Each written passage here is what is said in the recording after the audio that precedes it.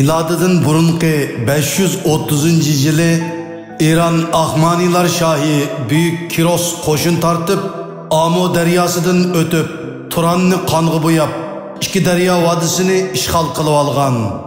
Keyingi yili u Sir daryodan o'tib, ulug' Turanliqlarga hujum qilmoqchi bo'lganda, Qag'an Olib Erto'g'aning avlodi Tumariz Xotun tarafidan milodidan burungi 529 yili 4 dekabr kuni jangda o'ldirilgan.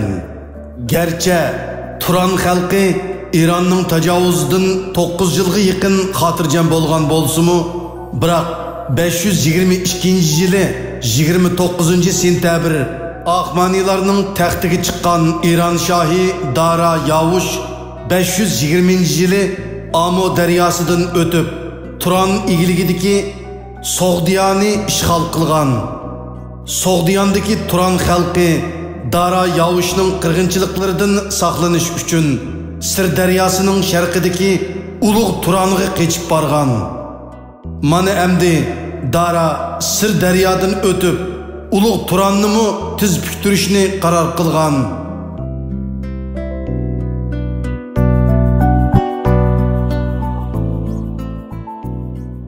Milodidan burungi 519 yili bahor bilan tang Sir daryosi bo'yidagi yayloqlarda va cho'llarda o't-cho'plar va chatqallar ko'klashga boshladi.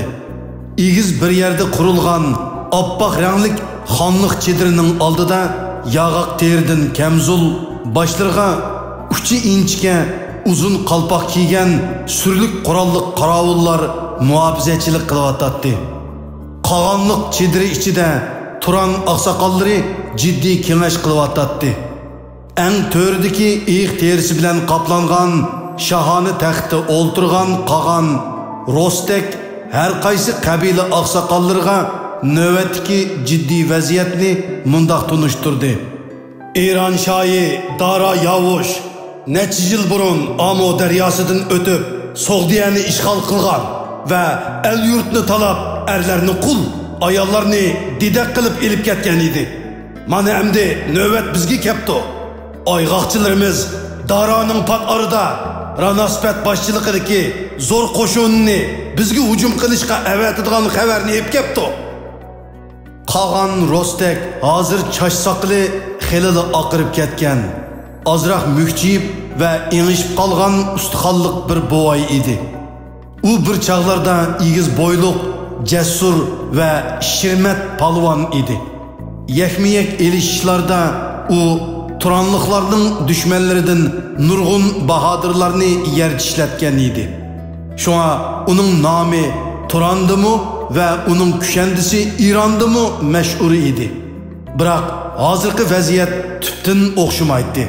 Chunki İran taraf bilan bo'ladigan urush bir millatning hayot mamatiga chetishlik cho'ng ish edi.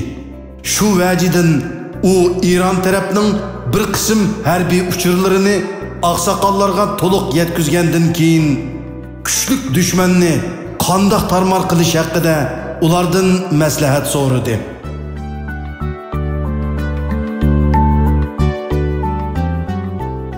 Barliq qovul ayollarning hammasini qurollantirib, bir tomchi qinimiz qolguncha bosqinchi İranliklarga qarshi urush qilayli deb gap boshladi jasur oqsoqollardan biri bo'lgan Saksifar.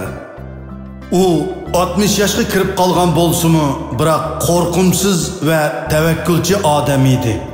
U burundilla urush kulpiti, numussizlik, xo'rliqdan yaxshiroq. Zolim İran shohiga qul bo'lgandan janggohda o'lgan yaxshi deb qaraydi. Qag'an Rostek uning hamma gapini jimjit anglagandan keyin ozroq sukut turib olib, ondan oqsoqol Saksifarga qarab mundoq dedi: Jangda mardlarcha o'lish oson, lekin dushmanni yanchib tashlab qisos elish qiyin. Biz hozir mardlik ko'rsatib, nomimizni boqiy qoldirish uchun emas, balki el yurtimizning erkinligini qandoq saqlab qilish haqida jiddiy o'ynashimiz kerak. Oqsoqollar jimib ketdi. Chunki qisqili bir necha yilda ko'plagan davlatlarni ishg'ol qilib, jang maydonlarida nurg'un tajriba to'plagan va xil qurollangan Iran qo'shinini mag'lub qilishning mumkin emasligi ularga ayon edi. Dal shu chog'da chidirg'i kirgan qorovul yigit Qag'onga Shiroq otliq buvayning kirishga ijozat so'raganligini aytdi. Shiroq, u kim bo'ladi? deb so'radi Rostak Qag'on. Shiroq bizning jamoatdan butun umri cho'ponlik bilan o'tgan. O'zi bek farosatlik va dono fikrlik buvay. Burun uni yilon chiqib olgan ekan. Biroq u allaqandaqdir bir xil giyohni yilon chaqqan yerga malham qilib saqaytibdi. Shundan beri u yilon chayondan qo'rqib qolmaydi deb Shiroq buvayni ta'riflab ketdi yiliqi oqsoqol Saksifar. Qag'on xo'shal bo'lib darhol Shiroq buvayni chidirg'i taklif qildi. Yeshi 60 dan oshgan qomatlik bir buvay takallub qilmayla naq gapni qilib, sizlarning nima haqda kemash qilayotganliginglarni men bilaman. İran shohining askarlari Sir daryosining ostidagi qumdimi ko'p. Shunga mencha ularni janggohda yengish mumkin emas. Shundoq bir yili tepish kerakki, qonxo'r dushmanning puti biroqli teyilib, halokat g'origa o'z oyg'i bilan g'ulusun dedi. Qani eysizlar, zodi qandoq yili o'ylab topdilar deb so'radi Qag'on Rostak. Buni faqat sizlarga aytaman. Boshqa oqsoqollar chedirdan chiqib ketsin dedi Shiroq buvay. Qag'on hayronlik bilan buvayga "Ajba sizlar mushu ulug' zotlarga ishonmamlar" deganda Shiroq uningga "Ishonaman. Ular hammasi alg'imini yeydigan asli halok odamlar. O'lsimi dushmanga sir bermaydi. Biroq ularning yaqin do'stlari, inilari, o'g'illari va xotinlari bor. Men aytgan so'zlarni ehtiyotsizlikdan ularga aytib qo'yishi aniq. Chunki el og'ziga elgak tutib olg'ili bo'lmaydi. Sirpash bo'lib qolsa, İranlıklar hergizmi to'zoqqa tushmaydi. Shunga barliq oqsoqollar meni afu qilsin deb o'z talabida ching turdi. Oqsoqollarmi bu buvayga ham opirin o'qib, ham norozi bo'lishib, chedirdan chiqib ketishdi.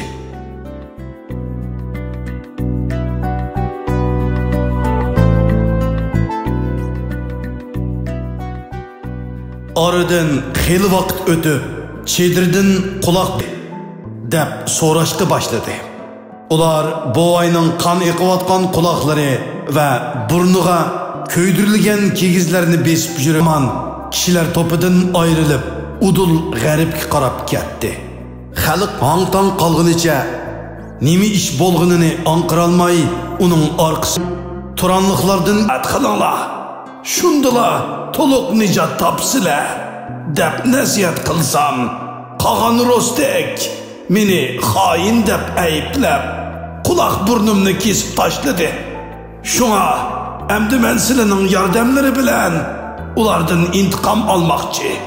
Navoda ulug' dara oliylari ijozat bersa, yengilmas Iran qo'shinlariga yo'l boshlab, faqat podshohlarni biladigan cho'l yo'llari bilan İran askerlerini turanlıklarının arkasıgıla başlap baratdım-da, u çağda ularni tangla qilishdan o'tkazish tas emas idi dedi.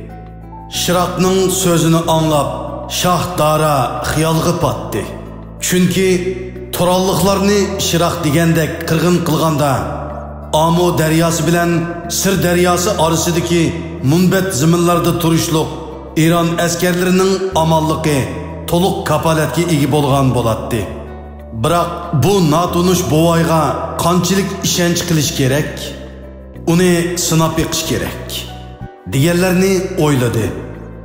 Daraning xiyolini chiroydan bilib qolgan Shiroq darhol uning ortiqcha gumonlarini yo'qqa chiqarishga tirishib, burun o'ylab qo'ygan barliq qoyil qilish choralarini va har xil dalil paketlarini bir-birlab so'zlab Darani qoyil qilishga tirishdi. Oxirida u yana Daraga sodiqligini bildirish uchun Parislarning xudosi bo'lgan Ahu Ramazdanning nomi bilan qasam qildi. Dara shundalik qo'mondonlari bilan maslahatlashib, az uchraydigan bu fursatni ching tutib, Shiroq buvayni yo'l boshlatib, Turanni bir yo'lila yo'qotmoqchi bo'ldi. İran qo'mondoni Ranasbet Shiroqning tavsiyasi bo'yicha barliq askarlarga 7 kun yetgudek oziq-to'lik, suv va o't cho'plarni tayyorlatib, Sir daryosining sol taraf qirg'iqidagi Qizilqum cho'lligidan agib o'tib, Sir daryosining qarshi tarafiga joylashgan turalliqlarga orqadan tuyuqsiz hujum qilmoqchi bo'ldi.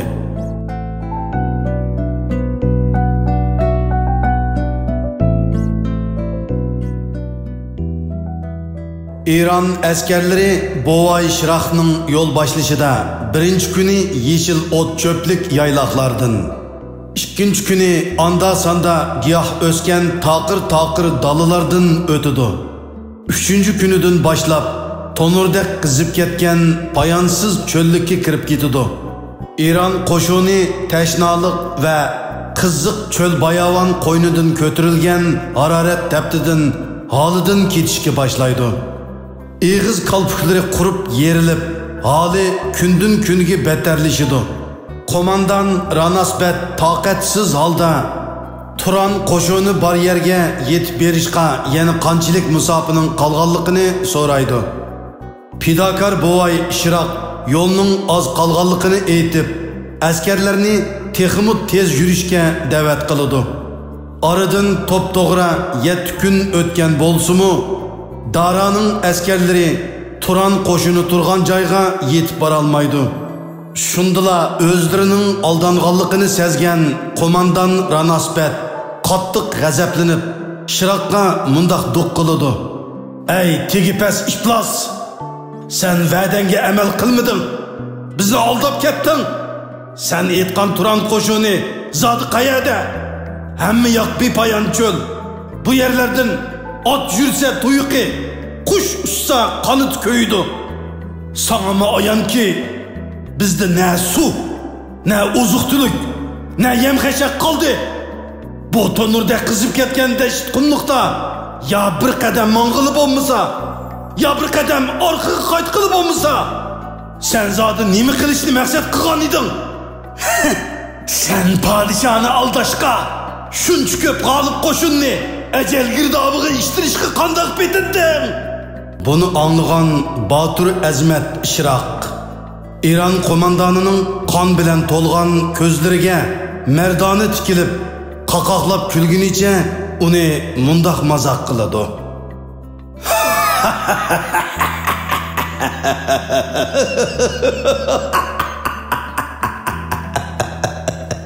Men yandım.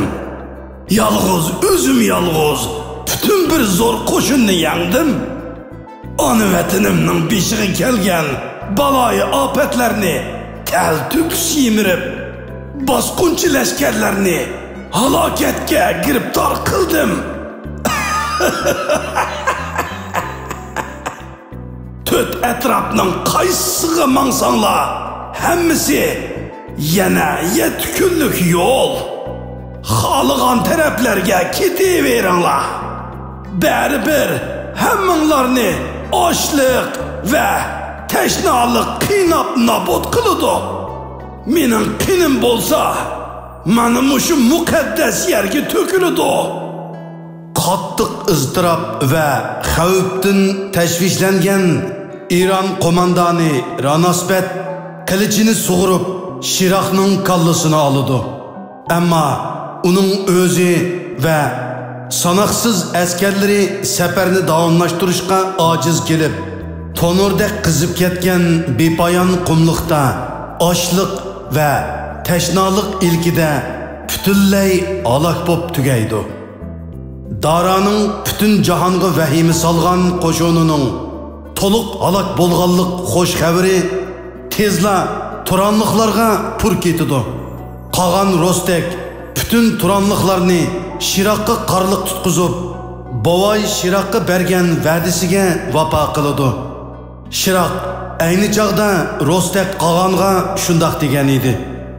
Agar mening bola chaqalarim va navir-chavirlarimning holidan xabar olsang, o'z jinimdan kechib, el yurtning beshiga kelgan balo qazoni dafni qilib atgan bo'lardim. G'oyat zo'r dushmanni dafni qilib etish uchun bir yil o'ylab topdim. Buning uchun hayotimdan kechishim lozim. Baribir hamon o'ladigan gap. Men hamon o'lib ketaman. Shunga men el yurtim uchun o'lim sharbitini ichishni qaror qildim. So'zimga quloq sol. Shu chog'da hukmdor uning so'zlarini to'liq anglab chiqib, uning talablariga ma'qul bo'lgan edi. Shu chog'da Şiraq Bovay o'z yenidagi o'tkir xanjar bilan o'zining quloqlari va burnini kesib tashlab, xuddi o'z qavmiga xiyonat qilgan kishidek qiyofat hozirlab, o'z dushmani Darani aytqanlarga butunlay ishondirib to'zoqqa tushirgan edi. Bu rivoyatning bosh qahramoni Şiraq tariximizdagi o'z vatanini va o'z xalqining ozodlik erkinligini jinidinmi aziz ko'rguchi bir oddiy podichi bo'lib, u egilmas sunmas qaysar irodaga, yuksak vatanparvarlik ruhga, pok vijdonga ega bo'lgan xalq qahramonining Uyg'ur xalq rivoyatlaridagi o'chmas obrazidir. Bu rivoyat qadimki davrlardan buyon Uyg'ur va boshqa O'rta Osiyoda yashovchi millatlar ichida keng tarqalib, ularning milliy adabiyotida qahramon badiiy obrazlarning borliqqa kelishiga unumli ta'sir ko'rsatib keldi. Bu rivoyat Grek tarixchisi Follinning milodidan burunqi 421-yildan 426-yillarga tava harbiy yillar nomliq asri orqali bizgacha yetib kelgan. Bu rivoyatda asosligi İran Ahmanilar sulolasining kuchli hukmroni Dara I-ning O'rta Osiyo turk qabilalariga qarta yurgizgan tajovuzchilik urushiga qarshi elib berilgan xalq harakatlari asosiy voqelik qilingan. Behiston abidlaridagi uchurlarga qaraganda Daraning milodidan burunqi 517-yili Amo daryosidan o'tib Sak qabilalariga hujum qilganligi aytilgan. Biroq uning milodidan burunqi 519-yili Qizilqum cho'lligida ichinishlik mag'lub bo'lganlik fojiasi bilan 515-yili Balkan yerim orlidagi saklarga qartilgan harbiy yurishining mag'lub bo'lishi haqida hech qanday tarixiy xotir qoldirilmagan. Bu voqealarni har holda betaraf Yunonliklar o'z beti xotirlab qo'ygan.